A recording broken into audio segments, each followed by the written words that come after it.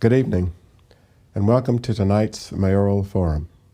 Meharry Medical College is honored to host our mayoral candidates, Freddie O'Connell and Alice Raleigh, in a candid conversation focused on recognizing, protecting, and improving our home, North Nashville. As our candidates know well, Nashville is a boom town and has been for several decades. This growth is positive, but its benefits have not been comparable across all neighborhoods and communities, including in North Nashville. Across the river, billions are being spent to develop the East Bank. Yet in North Nashville, our residents are facing sky-high rent, unreliable transportation, and poor health outcomes. Many who have raised their families here for generations are being forced to relocate. Many of these residents remember when North Nashville was a central hub for Black commerce and entrepreneurship within our city. Home to 3 HBCUs, Meharry Medical College, Fisk University, and Tennessee State University, Jefferson Street was once a thriving center for Black-owned business and community life. With the construction of Interstate 40, that community was split, a seemingly direct attempt to alienate and segregate those residents from the rest of the city. 60 years later, little has been done to heal this fracture. Now is the time for the next mayor to rectify the damage and uplift and empower the existing North Nashville community, instead of attracting new residents and displacing the existing families that call this home. Meharry Medical College and our neighboring HBCUs are eager to collaborate with the city, developers, and community by breaking ground on the academic bio, a bold recognition of the strong historic academic assets within North Nashville. We're optimistic about how our combined efforts will build a prosperous and vibrant neighborhood. Freddie and Alice, I'm intrigued and excited to hear how you plan to uplift our community and neighborhood. I look forward to our work together. Without further delay, I will pass it on to our moderator, Ronald Roberts, to get us started.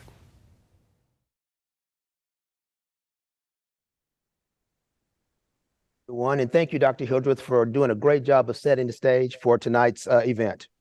My name is Ronald Roberts, and I'm a managing partner at Finn Partners, and I will be serving as your moderator tonight. So here's the format we'll be using. Each candidate will have 2 minutes for opening remarks. Once they've concluded those remarks, I will ask a series of questions, and each candidate will have 2 minutes for those responses. When we get to the last 5 minutes of the forum, each candidate will have 2 minutes for closing remarks. We did a drawing prior to the start of the forum to see who would go first, and Freddie O'Connell was selected to go first.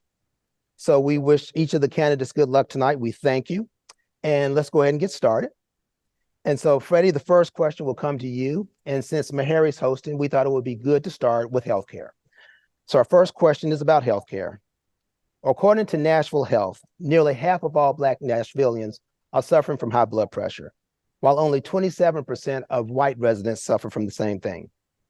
Health disparities such as high blood pressure seem to impact the communities of brown and Black people more than others.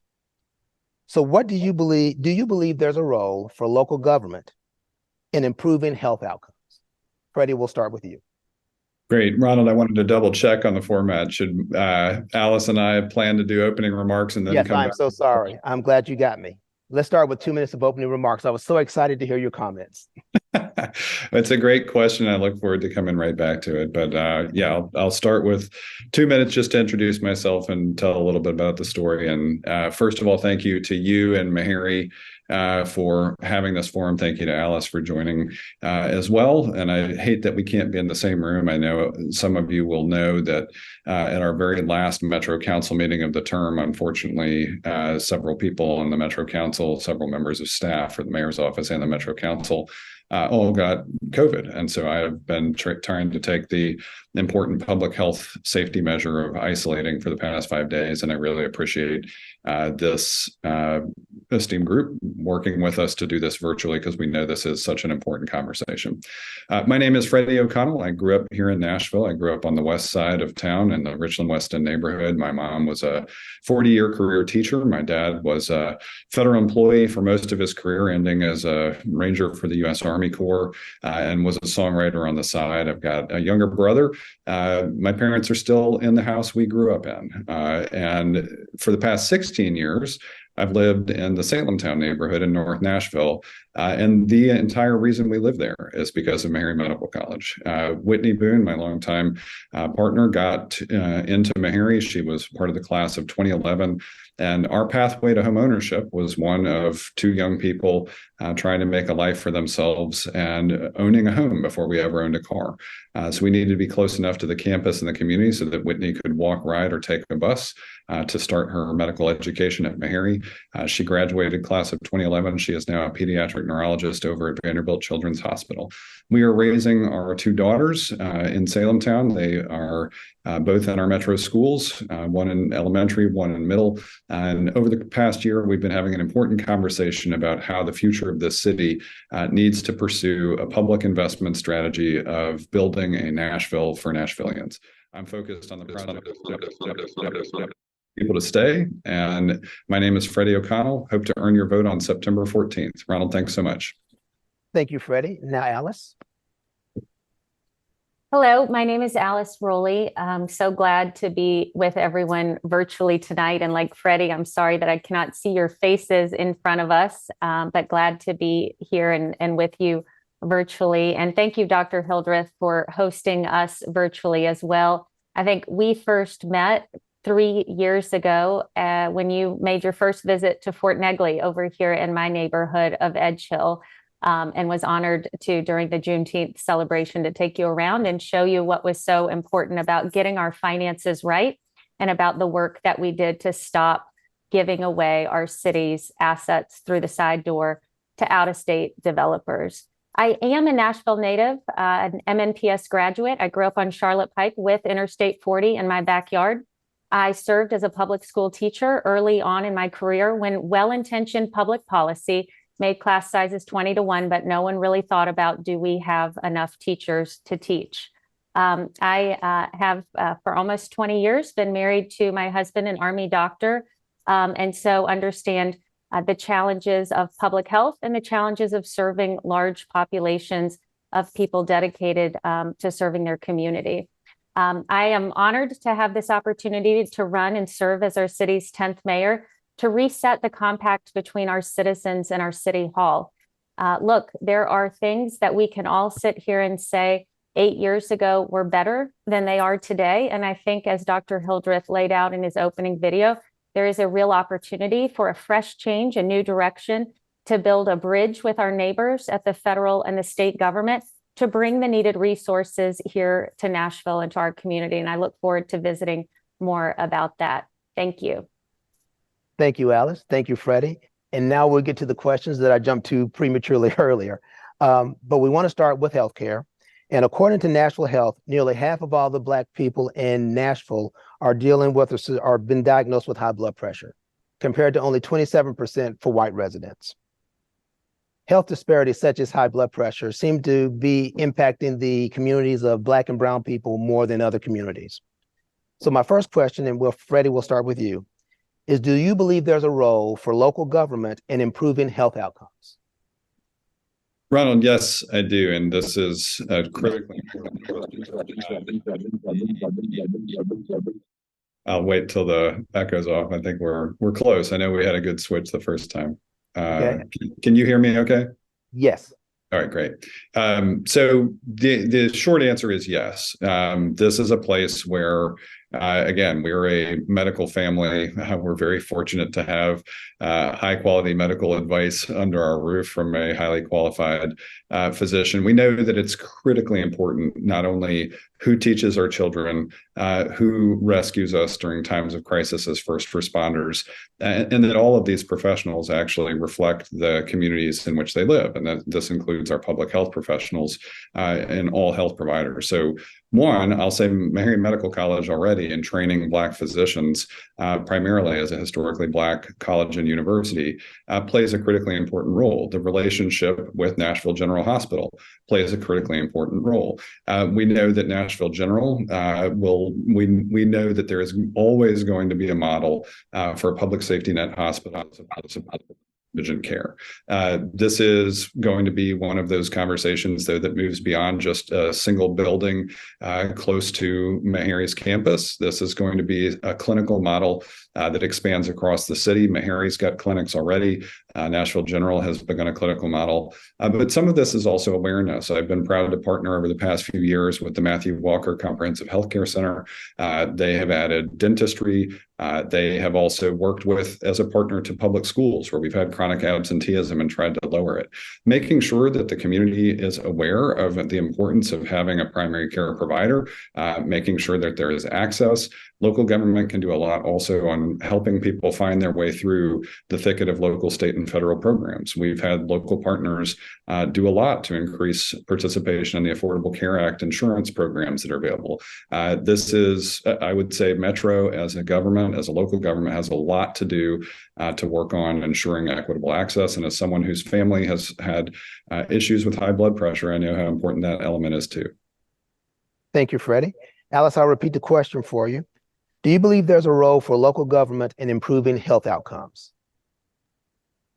I do, yes, believe that there is a role for local government. And actually, I was thinking back to the morning of March 27th, one that our city will never forget, that I actually started that day on the phone with Dr. Bill Frist, the former Senate Majority Leader, talking about just this, the challenges that we have in Davidson County around health outcomes, both for our Black and Brown population, low income population, as you have pointed out, but as our county as a whole. Our county is incredibly unhealthy when we compare ourselves to many of our neighboring counties. So the role of city government here first is around education and awareness. We see one of the strongest correlations between the education of our children and of our families and their health attainment. So when we get education right, we help health for generations. Secondly, it's about education from our throughout our systems of healthcare. As a mother myself, it's appalling to see the rates of maternal, infant and maternal mortality for our African-American mothers in our city and in our country as a whole. Third, it's to leverage the incredible assets that we have here, both with Meharry and General Hospital, but also with being the healthcare capital of the world. To say if we can get it right for the country, we have to get it right in our own backyard. So bringing to bear our partners in industry and our partners here locally and tackling some of these challenges. So I would say that the issue is one for local government. It is about our overall cost and quality of life to our citizens. And it is about, frankly, for our youngest students, getting the education up so that their lifetime trajectory is more favorable. Thank you, Alice. We'll move to our next question. And again, Freddie, we'll start with you. As we're all aware, Nashville is currently dealing with another COVID impact. I mean, it's hitting us all. The question for you both is the city ready for a potential next epidemic? And if not, what can we do in the near time and long term to address it? Yeah, Ronald, this is, as someone who has been isolating for the past 5 days, I will say I feel very clearly the ongoing impact of COVID. It is something that has had long-lasting effects on our workforce and the way we treat office space. It is something that is continuing to have long-lasting impacts on individual health as we grapple with the number of people that I know personally and the number of people we know that exist in the field with long COVID symptoms. Overall, I would say we still have work to do for preparedness for a variety of different kinds of disasters. But I will say there are signs that we are getting better. In the aftermath of the Nashville bombing and Christmas a few years ago, and in the aftermath of the Covenant shooting, these are types of events that first responders did very well, and even the medical community has been very well prepared for them as tragedies and traumas that may have medical side effects. I would say, though, there is work still to be done. One of the things I got very involved with in the conversation that we were having about COVID was the tense conversation about masking. And we have very few buildings in the city at this time that have done the work necessary to reduce viral load through improved ventilation and HVAC engineering. These are technologies that are available to us right now and that we should be leveraging more of. There's a technology called Fitwell that works on HVAC, and it literally does reduce viral load within inside buildings. There are elements like that that we need to be doing in addition to the other direct medical preparedness for pandemics. But we do have a crisis response network that I think has been effective from a first responder network. And now it's time to build out our second network, including mental health professionals. Alice, the question again is, with Nashville currently dealing with the return of COVID, is the city ready for a potential next epidemic? And if not, what do we need to do? Our city has been tested more in the last 4 years than probably any time in its previous 60. So I do believe that our city has learned quite a bit coming through COVID and coming through some of these other tragedies. But I would also say our city right now is tired, and our city and our healthcare workers are worn out. Our mental health, our ability to recruit enough mental health providers for our schools, for our frontline workers who experience ongoing trauma from all of these different tragedies, is that we are pretty stretched thin. So I think anyone would be remiss, and it almost feels like it's tempting fate to say that we're ready for the next pandemic. I think that we have enough structure in place from the last. I think we have enough muscle memory in place from the last. But I think we've also learned some things about our community. I was honored recently to have earned the support and endorsement of Fran Bush, a member of the Metro Nashville Public Schools board, and the only person who consistently voted to reopen schools. I think we have seen some of the damage that has caused. And so I would ask ourselves, our leadership, if it is me or if it is Councilman O'Connell, that we recognize that if we are going to close our classrooms, we should close our cash registers. If we are going to put our children and our most vulnerable children further behind in decisions that we make, that we are doing the same for private schools and our own children too. I don't believe that there should be two separate responses for two separate populations. I believe that all children in Nashville should have the same opportunity to learn. Thank you, Alice. We're going to now move from healthcare to jobs and affordable housing, because it's all connected. Nashville has been experiencing an economic boom for a number of years. We've been the it city for a while, but not everyone is benefiting from that boom. A lot of residents in North Nashville and other parts of Nashville cannot afford to live close to the jobs that are better paying jobs. So this leads us to these questions. If you're elected mayor, what are you going to do about the increase in housing costs leading to a lack of affordable housing, specifically in areas such as North Nashville? And please be specific with your response. Freddie? Great. Thank you, Ronald. Here we have a bunch of interconnected issues, right? So the things that I'm planning to do really tackle this in three different ways. We do need to tackle housing. In that regard, we have an excellent affordable housing task force report, a lot of whose elements are underway. But this is exactly the time to double down on our investments and look forward, not say, hey, we started progress and now should let up. Mayor Cooper also recently invested $50 million to ensure we're successfully mitigating homelessness. We have a strategic community plan there that's being refreshed right now. We also have a unified plan for housing. The Housing Division of Municipal Planning is working on. These elements will be ready to hit the ground running with. And we're very fortunate that Mayor Cooper and the Metro Council that I'm a part of took part of this year's budget and invested for the third straight year the recommended $30 million in the Barnes Housing Trust Fund. But this isn't enough, not just the housing supply and specific affordable housing targets that are there. We also have to lower household transportation costs. That comes by working on the largest missing ingredient we have as a major American city, which is a transit system that is meaningful for more Nashvillians. It was our pathway to home ownership. I want that opportunity and the financial empowerment that comes from having the option to move around the city in cost-effective ways to be available to more Nashvillians. And the final piece is wages. One of the things I've proposed as an Office of Opportunity that we will focus on 4 key areas. We'll focus on youth opportunity. We will focus on workforce development and programs like Nashville Grad that help students at Nashville State offset the cost of books and supplies. We will focus on traditional economic development, but alongside community development. And we will focus very intentionally on DBE economic development as we have the East Bank to develop out. And I think we will look forward to affordable housing and economic opportunity there that is more broad-based than any other project we've seen before. Very much. Alice, again, the question is, if you're elected mayor, what will you do to offset the increase in housing for those who can't afford it? So specifically in the North Nashville corridor, which I'm very pleased that the North Nashville Transit Center is coming online to better serve the area so that we can build affordable housing and expand affordable housing along our transit corridors that are important to help individuals across the county to get to their place of work, to get to their place of worship, to get to their shopping and other life needs. So very pleased to see that finally coming online.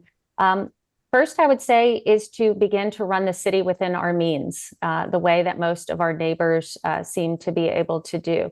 We have over the last 8 years pushed on a per capita basis our property taxes up over 70%. That has caused a lot of long-term neighbors to have to make a hard decision around whether or not they have to sell their home because they cannot afford the taxes, or for landlords to pass on significantly higher rent costs due to those increased costs.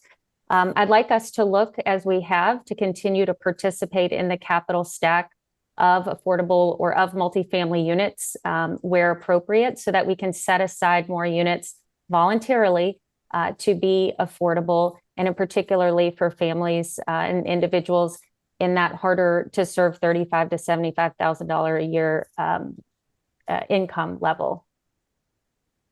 Alice, as we go to our next question, if I could ask each of you to speak up just a little bit, that would be very helpful. So thank you for that. Our next question is, how will you ensure that Nashville will not continue to lose homes due to gentrification and big business expansion? Freddie? Ronald, this is in many ways one of the most challenging elements because, for instance, in my own neighborhood, over the past 16 years, first as a neighborhood leader and then as a Metro Council member, you realize how limited the toolkit is. In fact, one of the places that Alice and I got a chance to collaborate was on a neighborhood conservation zoning overlay for her neighborhood of Edge Hill, and we used a very similar tool in Salem Town to protect the housing stock. Now, the difficulty is, in most neighborhoods in Nashville, for instance, if I wanted to knock my house down and build 2 tall and skinnies in its place on the land that our house is on, it would be perfectly permissible for me to do so without a rezoning request or any other contact than with the codes department to get a building permit. In most cases, communities need to stand together like ours did in Salem Town, and like we worked on collaboratively in Edge Hill to ensure that those historic neighborhoods in particular that have a lot of character use the tools to protect themselves and the integrity that is important to them, particularly if it's character driven. Now, at the same time, there are areas where you want to increase housing for specific populations. And so right in our neighborhood, not only do we have the Nashville Rescue Mission Women and Children's Campus, which was there before we were, and is redeveloping right now to create some more space for transitional housing for people who were previously unhoused. We're taking a dormant Lutheran Church and starting to add affordable housing specifically for a population of seniors in Nashville so that they can age in place with dignity on a major transit corridor, walking distance from a grocery store, walking distance from a library, walking distance from a park and community center. Tying communities together while we think about how we keep housing intact for long-term residents is key. The state doesn't give us many tools to use at a local level to do this. I've had people suggest, couldn't we allow long-term homeowners to have a break on their property taxes? Well, we do have one program for that. And as mayor, I expect to move forward in a coordinated way to keep people in their homes longer. Thanks to the leadership of Representative Harold Love, we got an income threshold increase for that program. If you're 65 and older and earn $60,000 a year, up to $60,000 a year, you can freeze your property taxes in perpetuity. This is a great way to avoid displacement, which is one of the biggest things we've seen, people feeling, as Dr. Hildreth referenced earlier, feeling forced out of their communities. We can lessen that feeling as we go forward in a coordinated way, and I expect to do that as mayor. Okay, thank you, Freddie. Alice, now to you in terms of how would you deal with gentrification and big business expansion? Yeah, so I appreciate Freddie mentioning that we did work here in Edge Hill to try and in places to preserve some of our older housing stock. So I think that the biggest challenge we are experiencing in a lot of neighborhoods in Nashville is whether or not people think of their homes as a savings account or if they think of their homes as an ATM machine. And I find typically that is the challenge. This proliferation, Nashville has about 20% higher or rental occupied units, so non-owner occupied units than the national average. And so we are feeling the tension in a very real way of speculators, of people coming in to say, how can I make the most money possible out of this piece of land, out of this ATM machine if I'm running it as a short-term rental, and less about how am I putting down roots to live, to stay. And of course, we all want to see home values increase over time, as that is most families' largest generational savings account. So in terms of some of the addressing that tension, as the councilman has said, there are a few tools in the toolbox to do that. I do think that we can approach the question of our communities and the concept of a community development block grant that we see effectively used in rural areas of the state. I think that there are opportunities to be more creative in our approach with the state around recognizing that all parts of Davidson County are not actually equivalent, that the population, that we have 10% of the state's population, and starting to think of it maybe in areas that are underserved from a healthcare perspective, as are aspects of North Nashville that are underserved as a food desert. How do we start to look at other models in the community development block grant concept and to think of it as perhaps it doesn't apply to all of Davidson County, but perhaps it applies to areas that we do see have had long-term underinvestment, and that in that way we may have more in common and more opportunities than we have in the past. Thank you, Alice. Let's move on to economic development. And then just a reminder that we're trying to keep our responses to about 2 minutes because we got a lot of fun stuff to cover. But in terms of economic development, Freddie, we'll start with you. What steps will you take to promote inclusive economic development in underserved and underrepresented communities in Nashville, ensuring that they have equal access to opportunities for growth, entrepreneurship, and sustainable prosperity? Great, thank you. So one of the keys here, as I mentioned, is the multi-part approach we're taking to building out an office of opportunity. For a few years now, we haven't had a sustained focus on economic and community development. That's something I want to move forward with. I was pleased to be a part of creation of the Equal Business Opportunity Program within Metro a few years ago to ensure that DBs, those business entities typically owned by minorities and or women, have greater access to the Metro procurement process. That's a big deal. My colleague, Councilmember Hurt, put a provision into the stadium deal agreement that was passed that would also make sure that that's a key part of the effort to build out the stadium footprint in the East Bank. I think it's going to be imperative that we have stronger targets for what happens, because that's going to be a critical 4-year project as we move towards some important 2027 timelines. as Metro puts capital projects out in the world, we need to make sure, as with the soccer stadium project, that we have strong DB participation. Then we come back to scenarios that have already come up in this conversation this evening, like a renaissance for Jefferson Street and the ideas of returning live music to it. We've had a difficult community conversation about, for instance, using the power of infrastructure to heal the harms of I-40 that tore through this community a long time ago. But as we're having those conversations, we have to have them beyond just the way that you might put a cap on the interstate, and instead look to how might that cap offer specific opportunities for Black-owned businesses along a corridor like Jefferson Street that ties together three critical historically Black colleges and universities, and connect that to how we develop and maintain affordable housing, which we've already talked about a little bit today. But I think the key is going to be having an umbrella within the mayor's office and that office of opportunity. Thank you, Freddie. Alice, again, the question is, what steps would you take to promote inclusive economic development in underserved and underrepresented communities in Nashville to help everyone get a piece of the pie? So first, I think our biggest detriment is our failure in large aspects of North Nashville to appropriately serve our children there. We see the difference in literacy rates and that long-term challenge that creates in the ability for our students to compete, to be college and career ready, to compete for the high wage jobs coming to our city. So I think it all starts with getting that part right first. Secondly, it is to continue to invest in new opportunities such as the Freeman Center at Fisk that have recently been opened.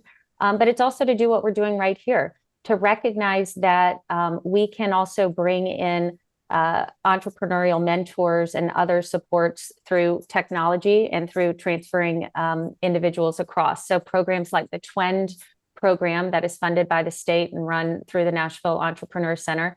It's also to model the way as an investor in the community. So I have both led, managed, and grown significant companies, and I've also been an investor here in Tennessee in minority owned businesses, specifically in a 100% disabled veteran-owned business, and then specifically in the business, the largest single investment I've ever made in a business in Nashville or anywhere is our state's first Black woman to have raised more than $1 million for her own company. I'm proud to be an investor in that company and to champion the work of entrepreneurs across our city, breaking barriers and bringing more people who have not historically received investment to the table and to be successful business leaders. Thank you very much, Alice. All right, our next question is, what development policies will your administration continue from the current administration, and what policies, if any, would you eliminate? Freddie? So this is an interesting question because generally speaking, the mayor's office is involved in development only in terms of the capital projects that you endorse or the big deals that you do. So, I mean, I guess what I would say is, again, our entire campaign has been premised on the idea of a Nashville for Nashvillians. And so I think one of the things that I'm looking to do from a public investment strategy is to invest in ourselves and not spend as much of our public energy, Metro dollars, Metro access to the idea of attracting visitors as tourists. I've always expected that if we're a great place to live, first and foremost, we will continue to be a great place to visit. We know there are some things we're committed to doing, including building out an East Bank around the Titan Stadium. That is now a commitment. We still have future opportunities to consider, like the Hickory Hollow Mall site will continue to be a place where we want to make sure that we build a project out there that compatible with my colleague Councilmember Stiles and the residents she's worked so hard with to create a vision for arts and transit and collaboration and some nonprofit activation. I think all of those things have potential out there alongside some of the educational opportunities we've already seen.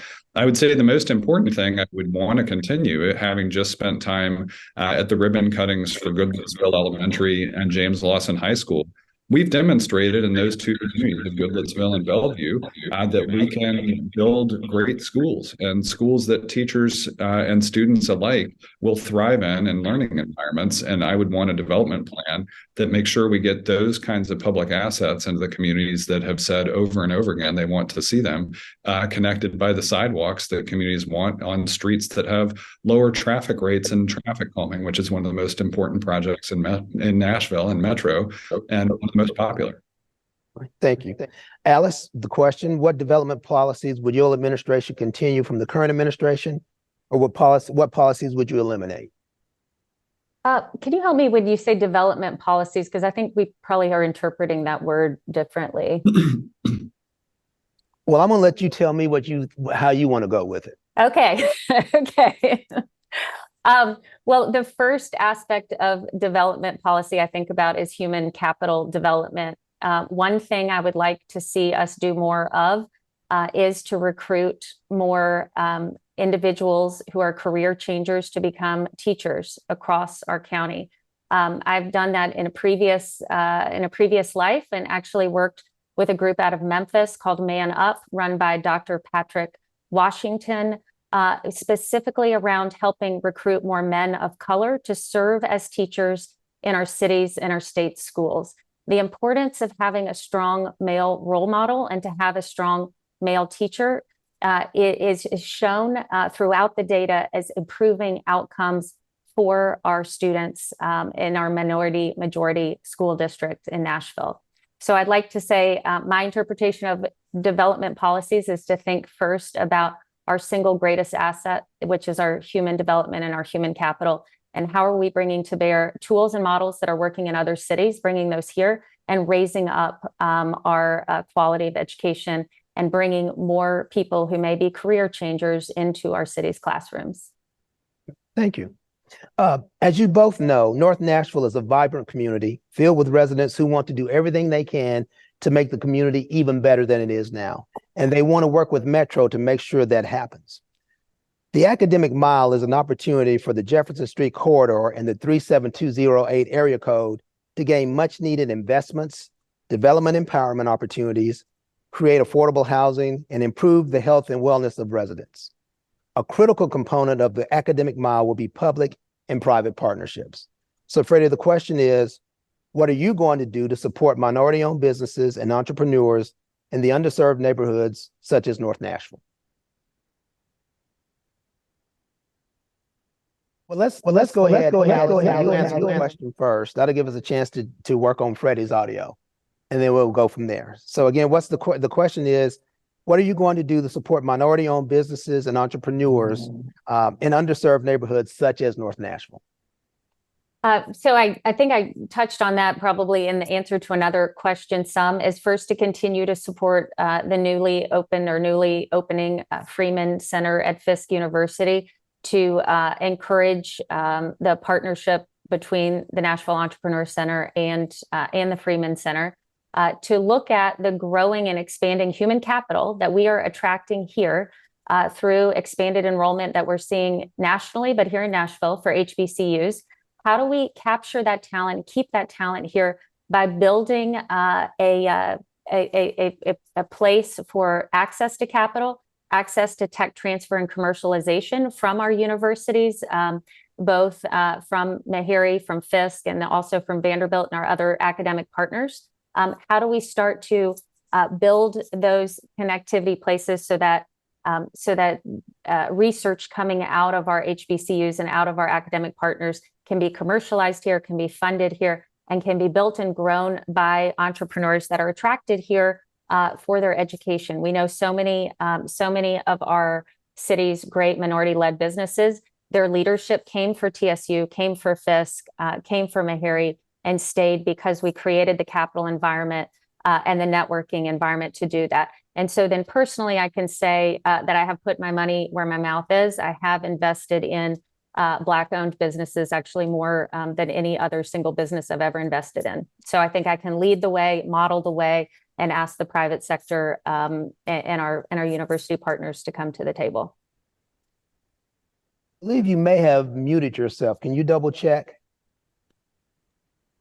Me? No, I Fred. think Oh, I think I'm good.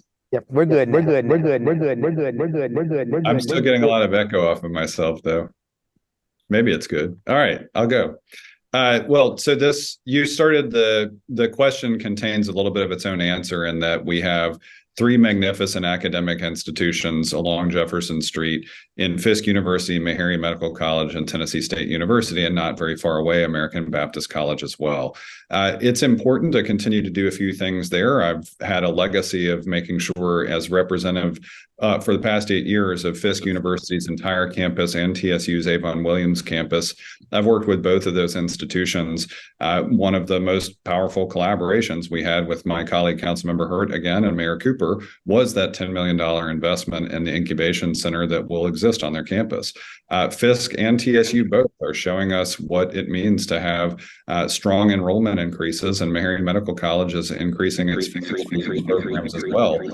These signs of academic progress are going to translate eventually into workforce success for more and more people. One of the other things I would mention is an important legacy of our American Rescue Plan Act one-time federal funding that I led just before I left Metro Council.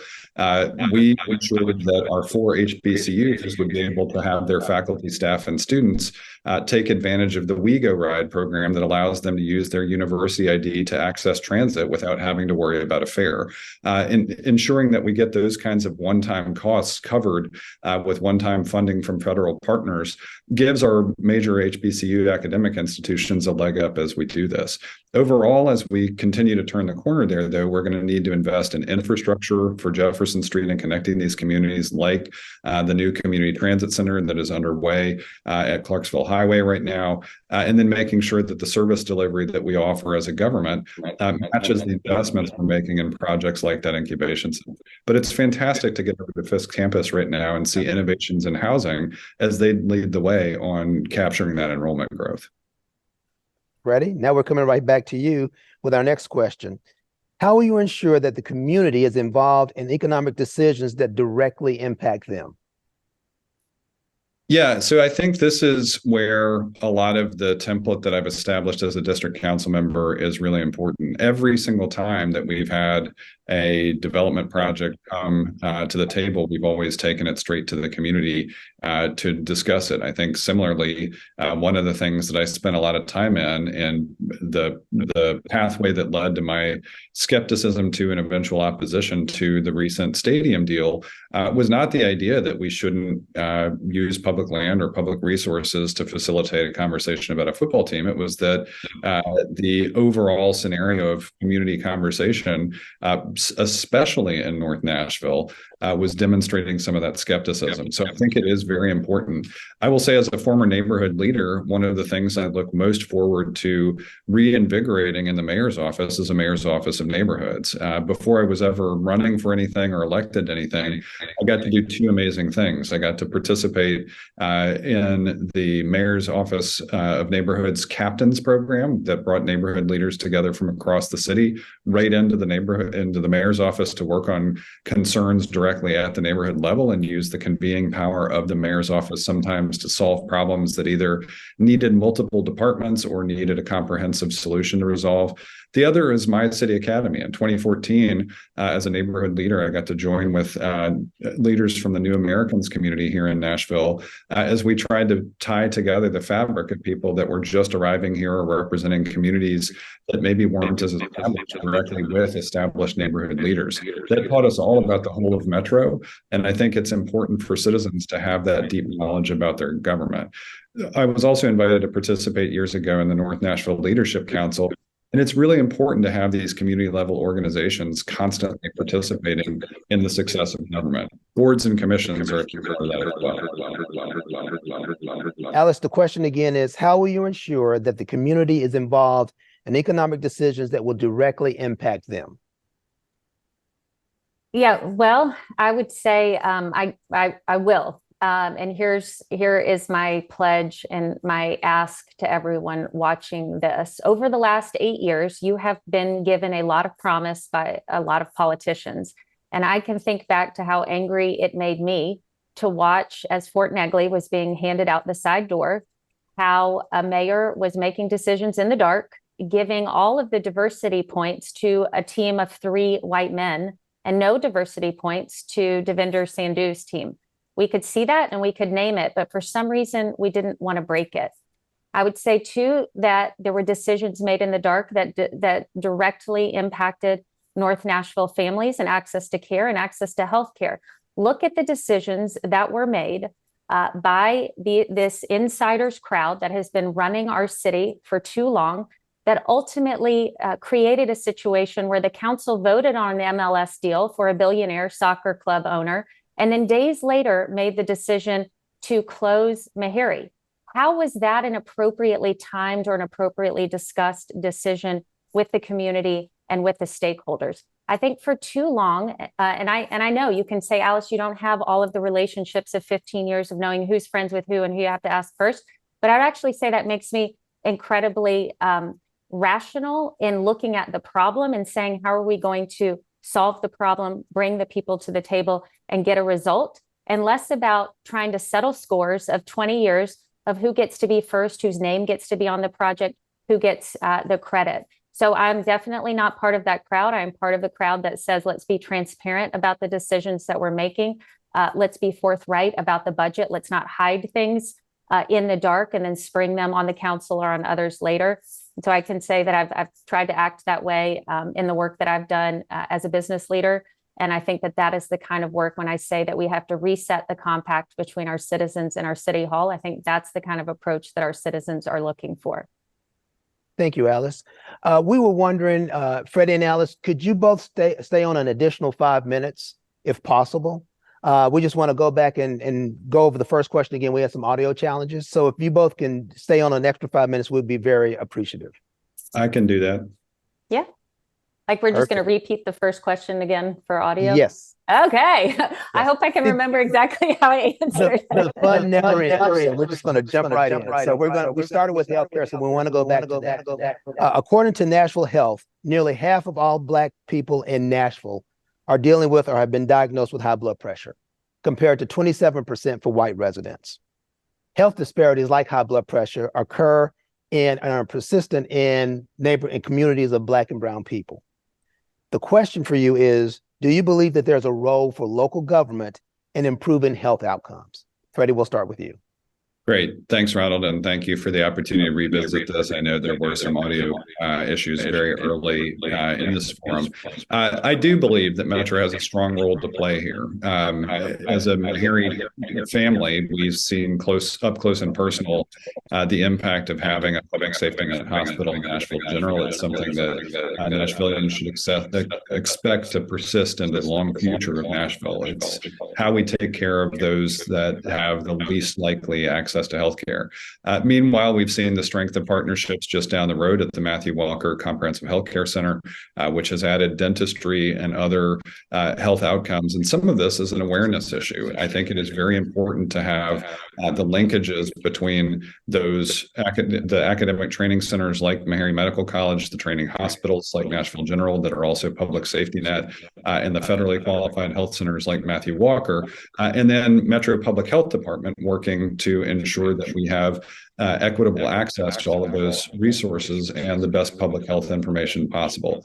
If you take that public health and access to physical and mental health from a public health standpoint, we need to make sure that Metro is involved in helping people navigate all of those things. We've watched that entire partnership previously help boost local enrollment in important insurance and healthcare access programs like those offered under the Affordable Care Act.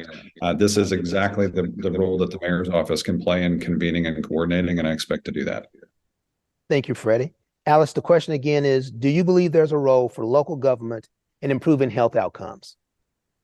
Yes, I do believe that there is a role in local government for improving health outcomes. And March 27th, 2023 is a day that all in Nashville remember for the tragedy at the Covenant School. I also remember it as the morning just before that happened, that I was visiting for about an hour with former Senate Majority Leader Dr. Bill Frist on the concerns of Davidson County's health outcomes broadly, specifically for low income and minority populations. As you pointed out, the health outcomes are twice as bad as our more affluent population, but Davidson County as a whole is in rough shape when we compare it to other peer cities. And then when we compare it to our neighbors down in Williamson County. So what can we do to reverse that? First, the strongest correlation of long-term health is around education. So first is getting our education right, and getting our early literacy is the strongest correlation for long-term success to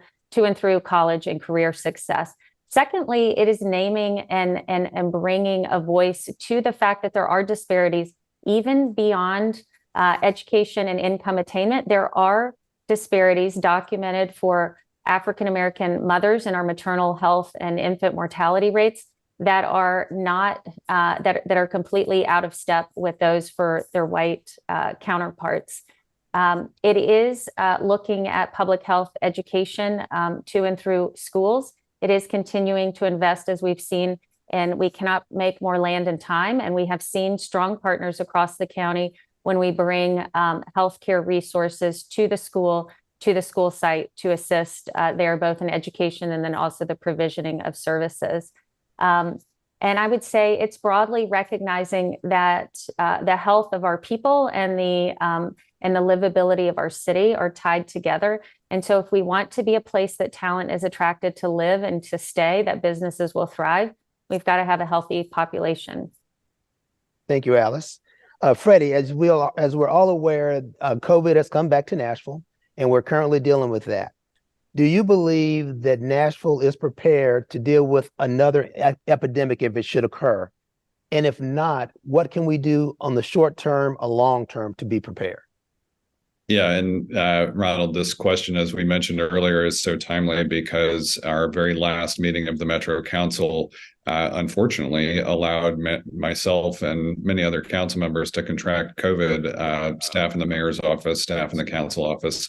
It's still with us, right? We should not act completely like we've returned to normal. And there are still steps we should take as individuals, not just with COVID, but during the flu season to take care of one another. This means making sure that we've got good access to vaccines and the information about where to get them.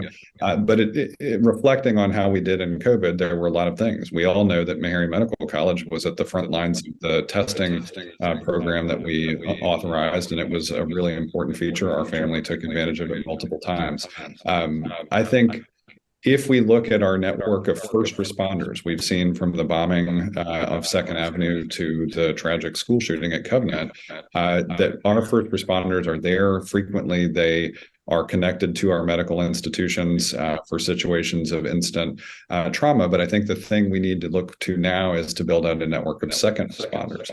After COVID has been in this community for such a long time, after those traumatic events of a bombing and a shooting, we have not, as a city, put in place great tools for responding to that trauma at the level of mental health, at the level of community.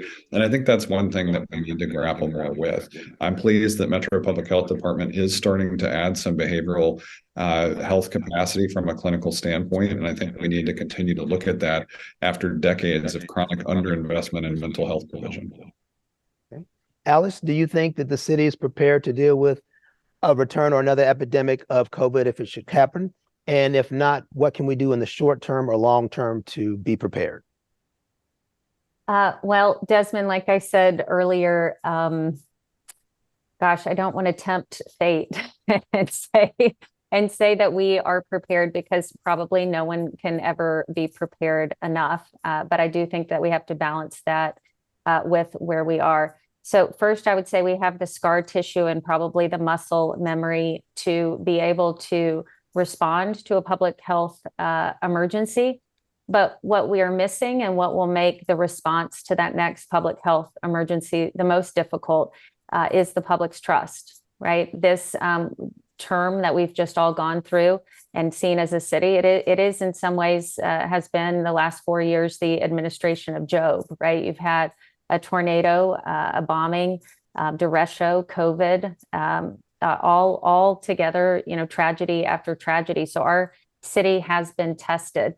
I do want to highlight the things that are good that have come out that I think that we can lean into in the next challenge. And, in hindsight's 2020 in a lot of these cases, I think people made decisions with information that they thought was appropriate at the time.